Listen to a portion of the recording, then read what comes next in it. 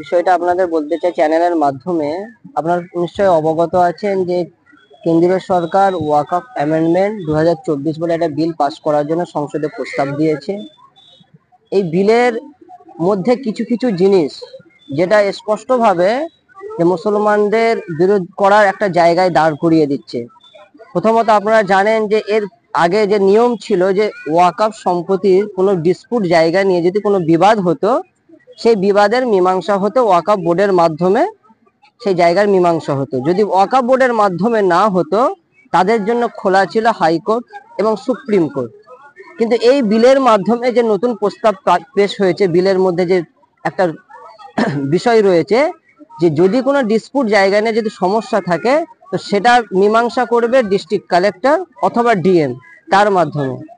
একটা জিনিস পরিষ্কার যে দেখুন, ডিএম বা ডিস্ট্রিক্ট কালেক্টর তাকে নিয়োগ দিচ্ছে রাজ্য সরকার বা কেন্দ্রীয় সরকার, তো সে স্বভাবত সরকারের বিরুদ্ধে যাবে না।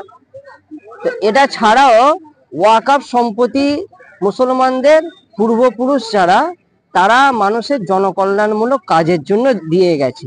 তাদের দান করার উদ্দেশ্য হলো এটার উপকার, যাতে পরবর্তী জেনারেশন তারা বছরের পর বছর ধরে যারা উপকার দান করে গিয়েছিলেন। তো এখন এই সম্পত্তির পরিচালনার দায়িত্ব এতদিন আপনারা জেনে এসেছেন ইংরেজ আমল থেকে আর আজ অবধি যে ওয়াকফ বোর্ড পরিচালনা হতো মুসলমানদের মাধ্যমে। কিন্তু এই নতুন যে বিলের মাধ্যমে বলা হচ্ছে যে ওয়াকফ সম্পত্তির যে কমিটি হবে, বোর্ড হবে, সেই বোর্ডে দুজন হিন্দু ভাই রাখতে হবে। এই বিষয়টা এটা সব প্রত্যেকের জন্য আপত্তির কারণ। কারণ কখনো আমি চাইবো না যে আমাকে একটা কোনো হিন্দু ভাইয়ের মন্দিরের পরিচালন কমিটিতে আমাকে রাখা হোক। আমি চাইবো সেই জায়গায় একজন উপযুক্ত হিন্দু ভাই যে তাদের ধর্মীয় শাস্ত্র সম্পর্কে জ্ঞান রাখে, সে পরিচালনার জায়গায় থাকুক। হিন্দু তার মন্দির পরিচালনা করবে, মুসলমান তার মসজিদের জায়গা, ঈদগাহ জায়গা, আপনার মাদ্রাসার জায়গা, এই ওয়াকফ সম্পত্তির জায়গাগুলো মুসলমান ভাই তার পরিচালনা করবে। তো এই সমস্ত কারণে আজকে বাংলার তথা ভারতবর্ষের মুসলমান এই ওয়াকফ অ্যামেন্ডমেন্ট বিলের বিরুদ্ধে রাস্তায় নেমেছে। আমরা চাই যে কেন্দ্রীয় সরকার এই বিল সংশোধনীর মধ্যে যে সমস্ত বিষয়ে আপত্তি রয়েছে, এই আপত্তিজনক জায়গাগুলো সংশোধন করে নি, অথবা পূর্বে যে বিল নিয়ম ছিল ওয়াকফ সম্পর্কে ভারতবর্ষে যে আইন ছিল, যেটা 1995 সালে সংশোধন হয়েছিল, সেই আইনটাই বলবৎ থাকুক। আমার নাম পীরজাদা সাদ্দাম সিদ্দিকী, ফুরফুরা দরবার শরীফ। আগে মুসলমানদের রাজত্ব ছিল, 50 বিঘে, 100 বিঘে, 500 বিঘে, 1000, 5000 বিঘা জমি দান করেছে।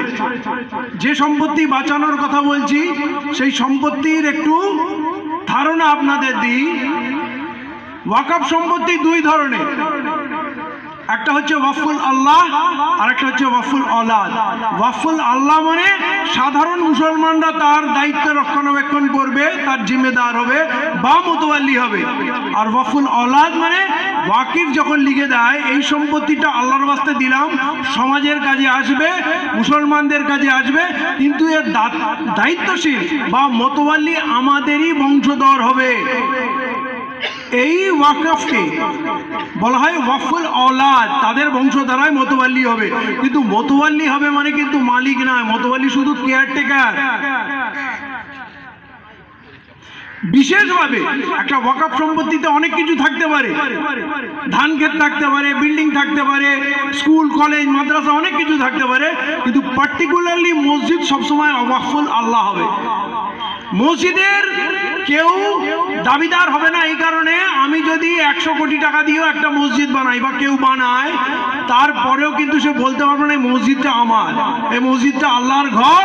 আর দুনিয়ার যে কোনো কোণার মুসলমান, কালো সাদা মোটা রোগা গরিব শিক্ষিত বড়লোক যেমন হোক, সে আসে নামাজ পড়বে এবং যে আগে আসবে সে আগে দাঁড়াবে। সেইখানে মসজিদ কেউ বলতে পারবে না এই মসজিদের মালিক আমি, এটা আল্লাহর ঘর, আল্লাহই এর মালিক। আমরা শুধু এর রক্ষাকর্তা হতে পারি, রক্ষণাবেক্ষণ করতে পারি, মোতওয়াল্লি হতে পারি। তাহলে মোতওয়াল্লির এই দুটো